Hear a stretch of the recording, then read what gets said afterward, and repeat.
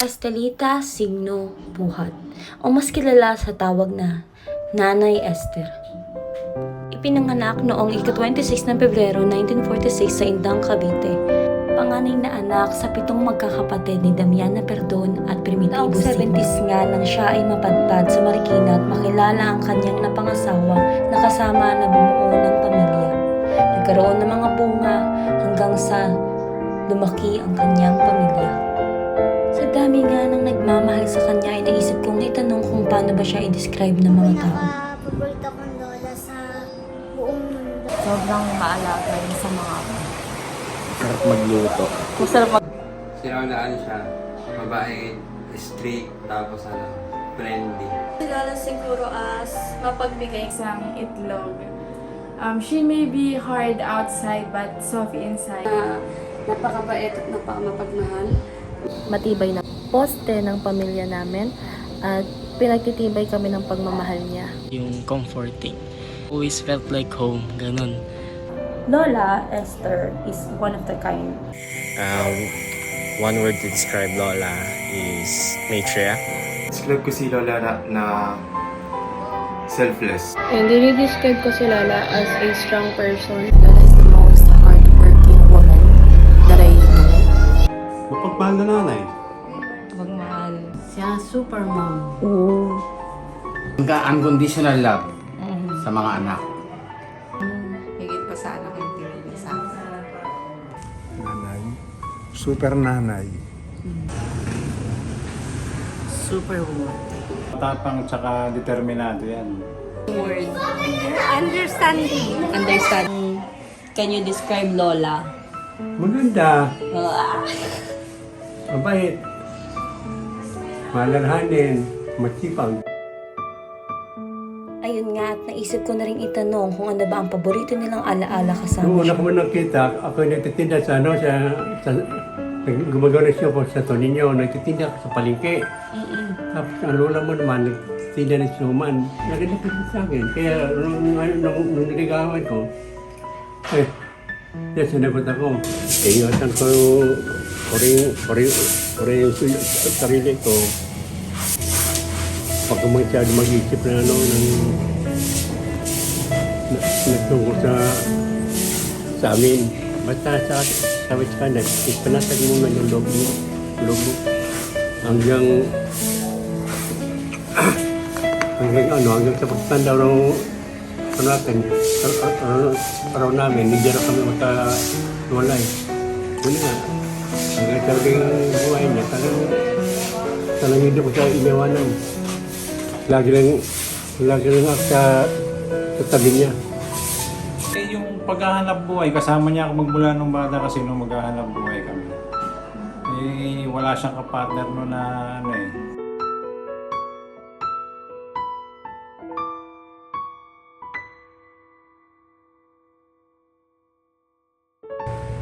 O 14.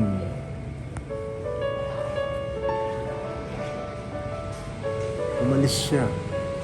Pinatid ko siya sa airport eh. Punta siyang abroad. Then OFW. Kaso sobrang saya ko kasi after a month bumalik siya. Kasi hindi raw niya kaya mag-alaga ng ibang bata, ng ibang tao. Tapos kami mga anak ng papabayaan lang dito sa Pilipinas.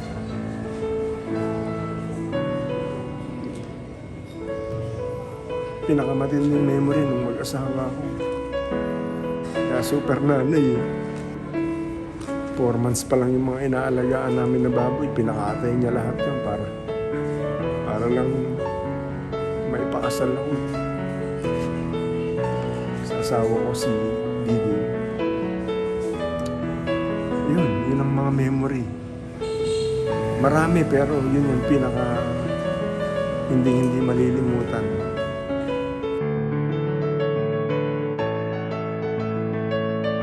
So kay nanay, nung mamatay na ko ng nanay. Wala siyang sinabi sa akin.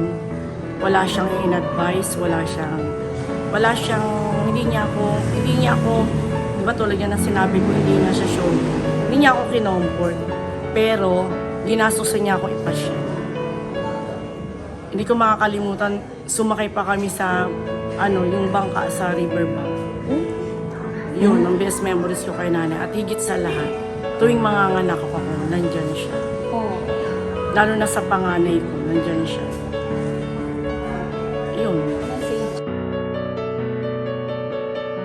Pero bumabawi siya sa gawa. Actions. Sa action. More on action siya. Hindi siya nagmamahal sa salita lang. Nagmamahal siya sa gawa. Siguro nung isinama niya akong manood ng Superman 4. Hindi ko na ma-recall kung anong taon yun eh. Pero yun yung best memories ko sana kay nanay. Kayong dalawa. Kasama kaming dalawa lang nun. Nanood kami ng Superman 4. Man of Steel pa nun. Man of Steel. Oo, sa pala. Oo. Mid-80s to... mid-80s yun. Siguro pag may sakit ako. Siya nag-aalaga. Hindi naman siya nag-aalaga. Talagang pupuntahan niya ako, akyatin niya pa ako sa taas para lang makita niya na okay na ako. May gamot na akong iniinom.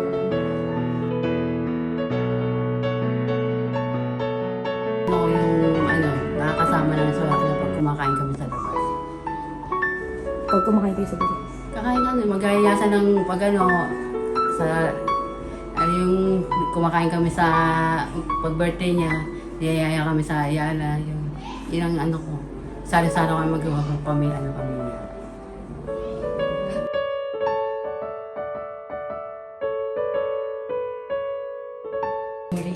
Favorite memory, nasa Divisoria kami.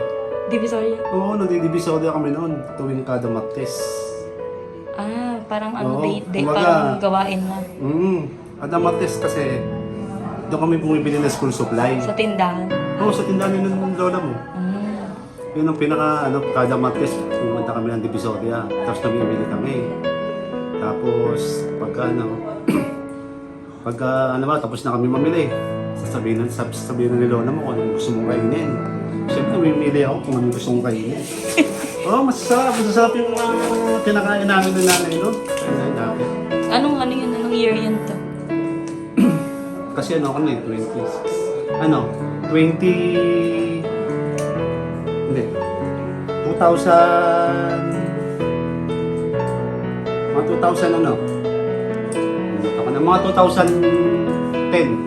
Hindi. Mga ganun, mga 2012, 13. Kasi meron kasi last biyahe na ng Autolay noon, biyaheng Marikina. Pag nahuli ka na na hindi ka na nakasakay sa Autolay, pupunta ka ng malayo dahil nalalakarin mo. Tapos sasakay ka pa ng jeep, pupuntang Cubao, tapos Cubao to Fortune o to Marikina, doon ka ang lakas ng ulan. Tapos ang dami namin bitbit. No choice talaga kami na sinugod talaga namin yung ulan. Memory ko sa kanya is when nung bata pa, like around 13 or 12, lagi niya akong sinasama sa Divisoria, sa Recto para mamili. So at that age, medyo matanda na rin siya, medyo sumasakit-sakit na yung tuhod, pero pinipili niya pa rin doon mamalengke sa Divisoria kasi para doon sa tindahan. Ang pinaka-core memory ko, nakasama ko si Lola, is yung 70th birthday na nakikita ko na sobrang saya niya kasi lahat ng tao sa buhay niya is nandoon, tsaka especially nung nagpipicture-picture kami nung time na bago preparation pa lang sa birthday niya, is natutuwa siya kasi lahat ng mga apo niya nakita niya nandoon at natutuwa siya kasi nagbabanding-banding kami. Mahilig ako manghingi ng 5 kay lolo. Tapos pag di ako binibigyan ng 5 ni lolo, Iyak talaga ako doon, tapos nalapit ako kay Lola. Nagtutuwag siya ng isaw. Ayun. Ako daw yung pinaka gwapo niyang apo. Nung tumanda ako, naisip ko din kasi pala yung panganay niyang apo nun. Wala stars yung binigyan din ako ng ng responsableng magulang. Tatay, yan si Papa Dante. Na mahusay din pumili ng magiging nanay namin. Nanay namin na walang katulad. Mayabang ako yung pinaka-paborito niyang apo. Hindi makakalimutan yung yung tinuruan niya ako maging batang Quiapo. Yung lumapit sa mga supplier, malaman yung mga wholesale, paano makipagbaratan sa madaming tao. Gamit ko yung pagiging batang Quiapo kasi yun nga, doon ako nakaka-discard hindi naman kami galing sa mayamang pamilya, pero may pagmamalaki ko yung pamilya namin na mapalad kasi si Lola yung naging lola namin. My Lola is that she let us stay at her house and took good care of us. She always cooked delicious food for us, bought us some snacks, and let us watch cartoons. During that time, she's the only one who has cable. And yeah, those moments are some of my happiest childhood memories. And I think those experiences are one of the reason I'm doing well.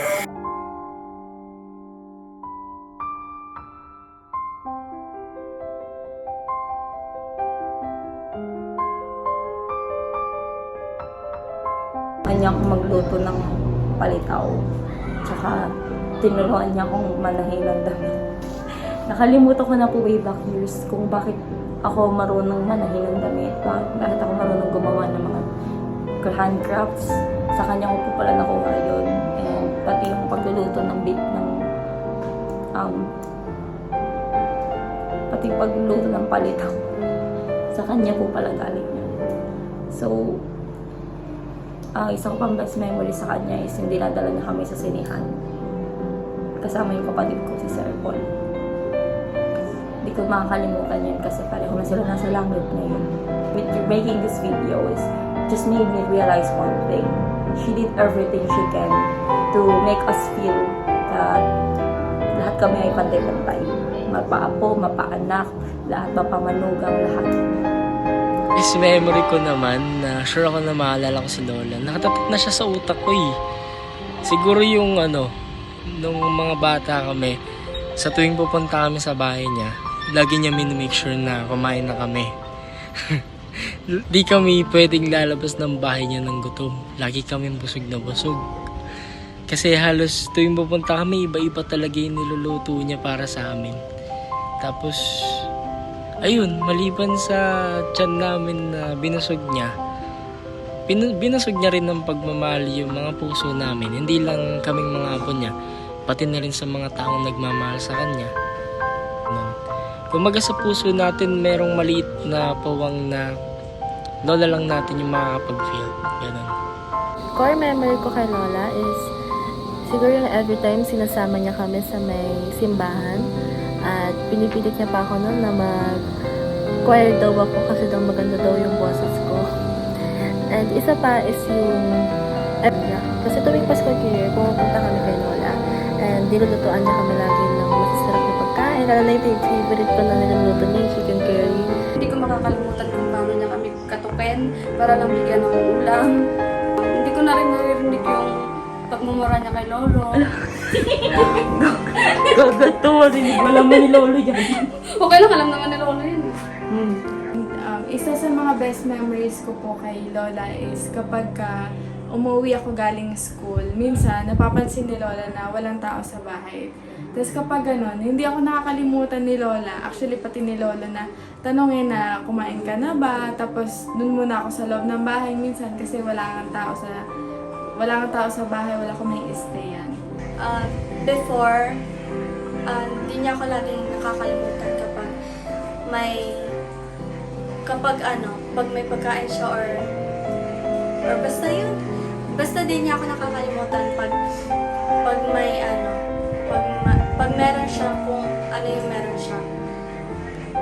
Hindi ko makakalimutan pag pinapahiya ko si Princess dati, tas nagsusumbong siya kay Lola, tas tatawagin niya si Ate Lian, imbes na ako. So pinapagalitan niya si Ate Lian. Yung favorite namin muli kay Lola, yung sinama niya ako sa may Divisoria. Yung iniwan niya ako sa guard, tapos yung sa sobrang tagal niya, nag-iiyak ako doon. Tapos yung pala, marami na siya mga binili. Yun. Yung sama-sama kami kumakain.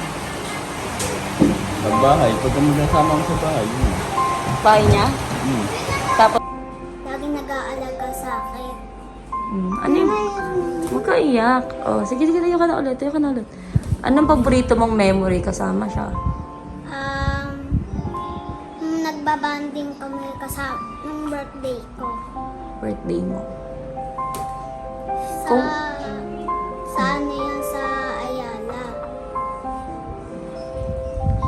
Kasama si Lolo.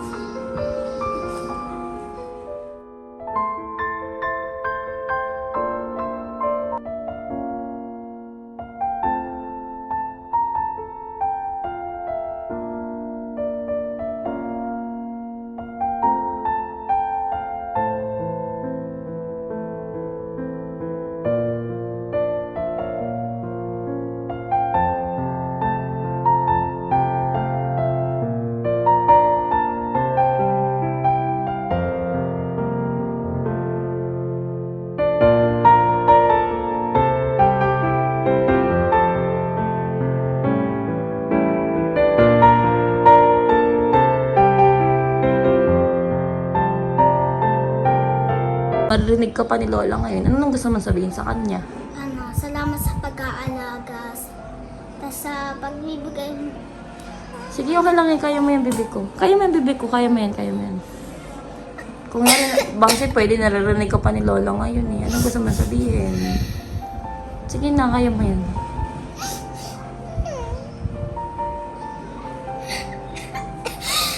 Message. Sana maging masaya na siya kung nasan siya ngayon.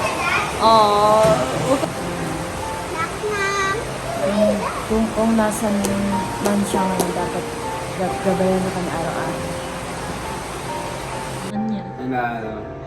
Love you na.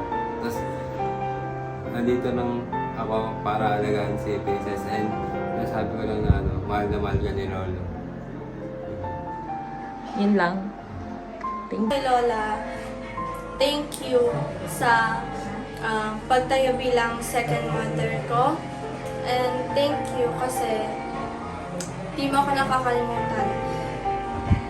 Maliban na lang nung nagkasakit ka. Nakalimutan ka ba niya? Yeah, nakalimutan niya. Tapos, yun, rest in peace Lola. I love you always. And ang huling message ko na lang po kay Lola ay mahal na mahal kita Lola and mamimiss kita ng sobra. Rin nga, ngayong wala ka na Lola, hindi ka namin makakalimutan, mahal na mahal ka namin.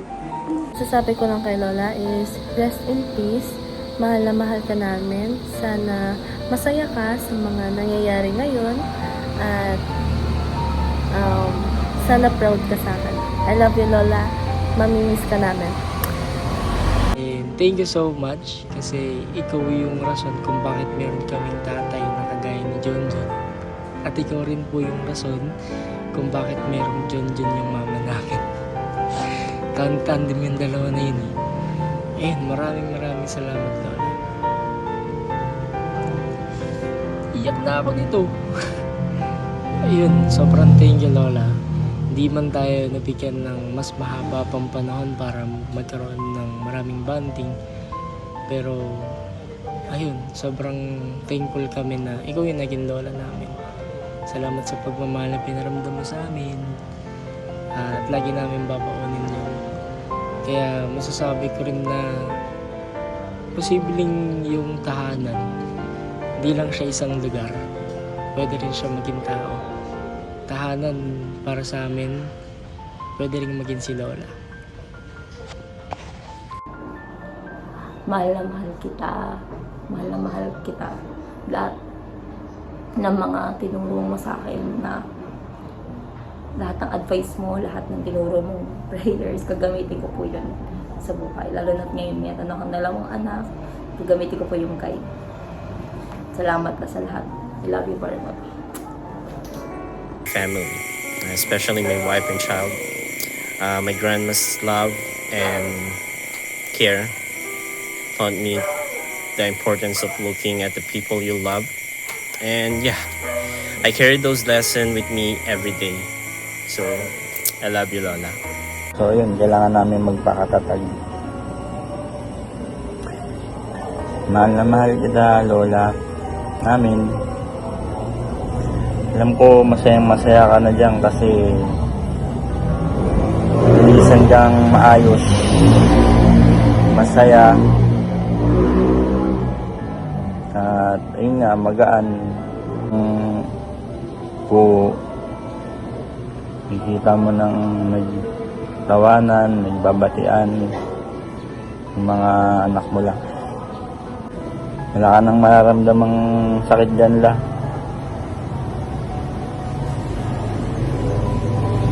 Panatag lang kami na kasama mo na yung Panginoon. Pakiyakap mo na lang ako kay Sir Paul na iniidolo ka din nila. Kasama nyo na siya. Gabayan mo rin sana yung mga naiwan mo lang kami lah. Maraming nakukwento sa akin si Papa nung bata pa ako eh. Yung lagi nauna niya yung mga anak niya, yung binibigay niya yung lahat-lahat talaga para matulungan lang. Yung kila Tito Chris, kila Tito Dante, sa kanya rin, lalo na yung pinabayan niya yung tindahan kay Papa. And then yung kay Tita Bibe, lahat ng anak na tinulungan niya, ayun. Yun lang. I love you, Lola. Lagi pa rin siyang nasa puso natin. And, Lola, kung nasan ka man ngayon, alam kong hindi ka na masyadong nakakaalala, pero sana samahan mo sila Lola Seni, sila yung mga kapatid mo na yumao na rin sa langit, patihan sila Paul. Ayan. So, you'll be always in our heart. Anong gusto mo sabihin sa kanya? Gusto ko lang siyempre magpasalamat sa kanya sa lahat ng mga ginawa niya sa amin, sa aming magkakapatid. Lalo na ako kasi ako yung bunso. Oo, ako yung nakasama niya kumbaga yung mga kapatid ko pag-asawa na lahat. Tapos ako na yung naiiwan. Kumbaga lahat ng mga sakripisyo na yung magkakapatid. Tapos sa akin. Kumbaga parang naging pasaway din ako ng mga time na yun dati. Kumbaga parang ngayon, siyempre iniisip ko yung mga nagawa ko kay nanay. Kumbaga nahiyak tuloy ako. Huwag ka umiyak to, ano ka ba? Pero okay lang naman yan. Siyempre, message mo yun sa kanya if ever na nandyan siya.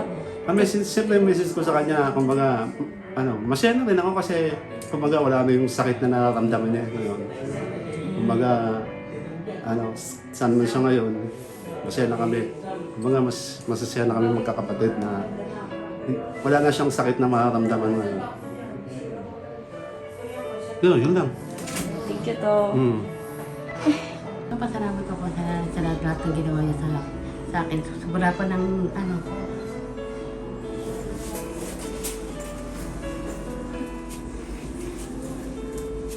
mula pa ng Wala akong asawa. Siya pa rin sumana sa akin. Hindi niya ako iniwanan. Hanggang sa paglaki ng mga anak ko, hindi pa rin ako iniwanan. Hindi na lang.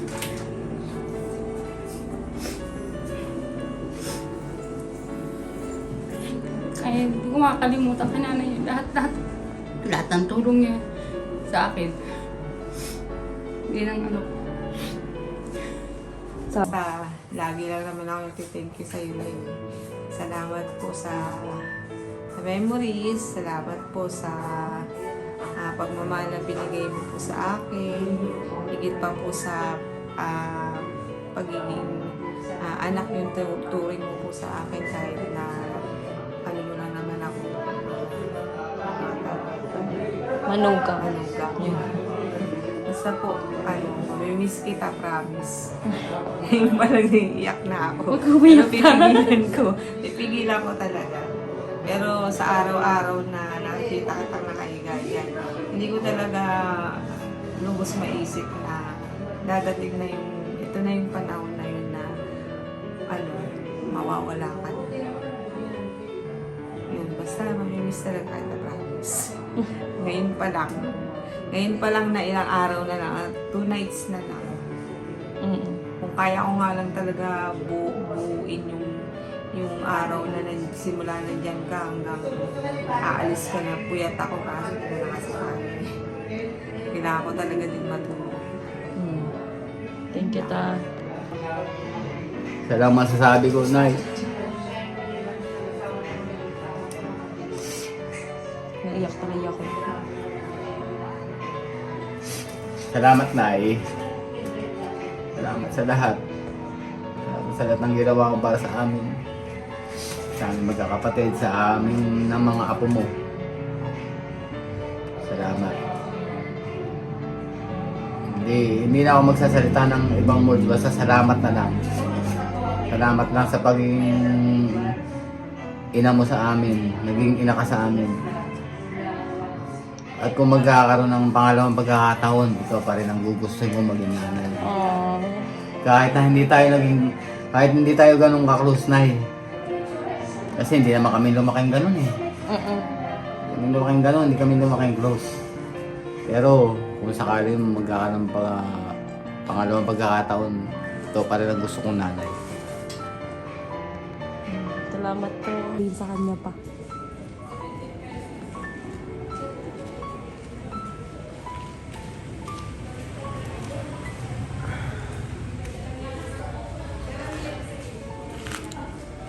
Love you, Nay.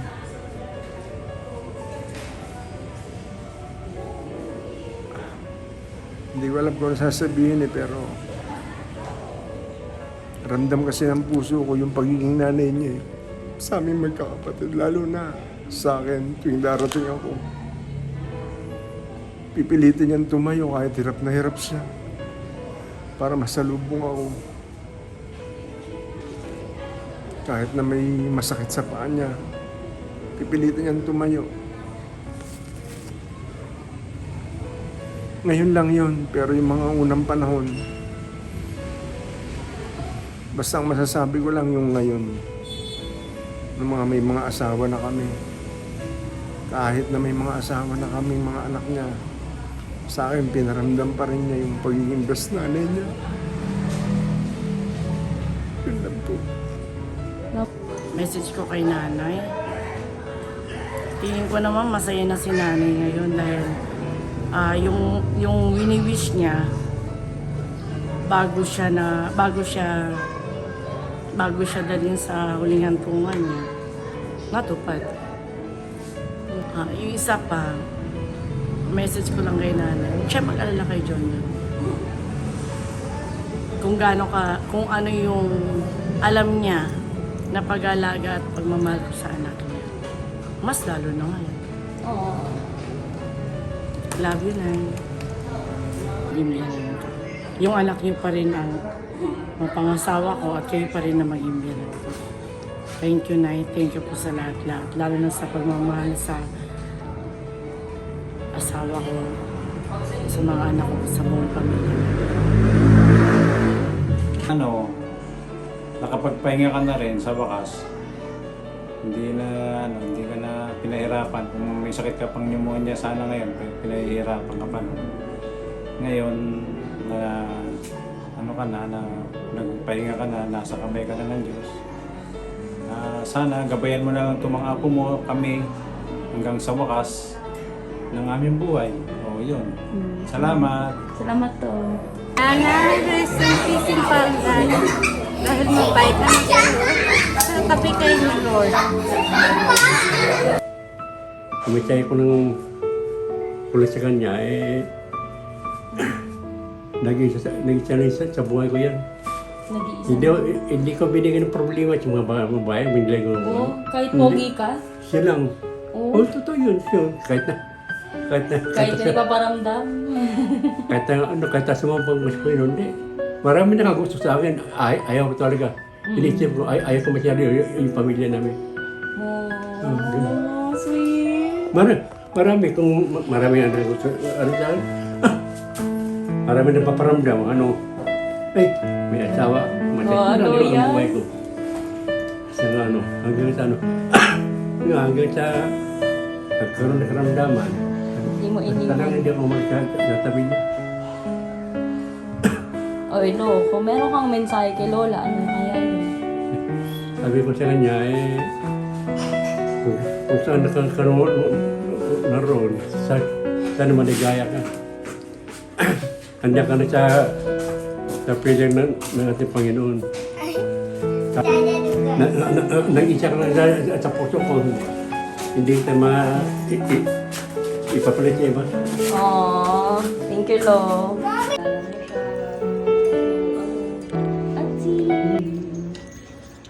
You were dry. I was confused. You blurred my mind. I took my soul. You were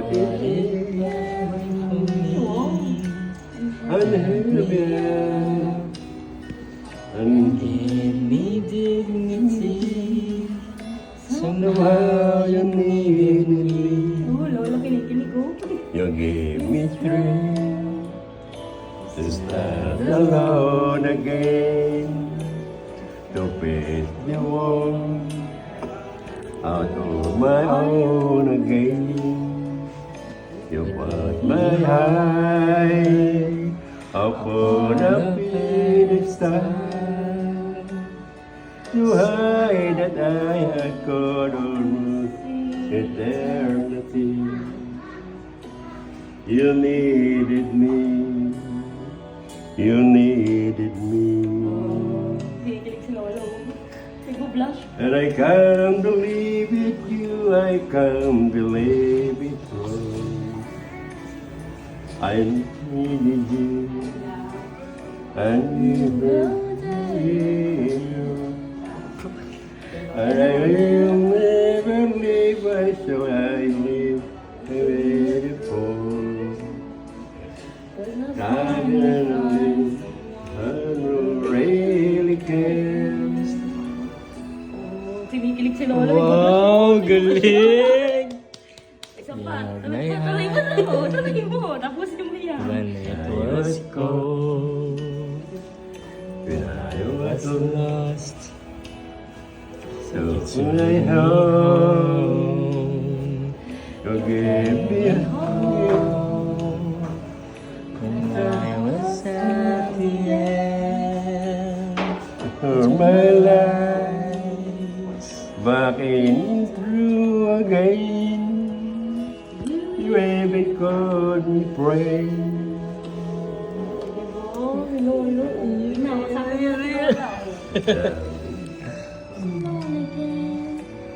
To face the world out on my own again. You put me high upon a pedestal. Kaya pala na-inlove. Ikaw pala pinakasalan the same year. Oo, pogi na Lola ko. You need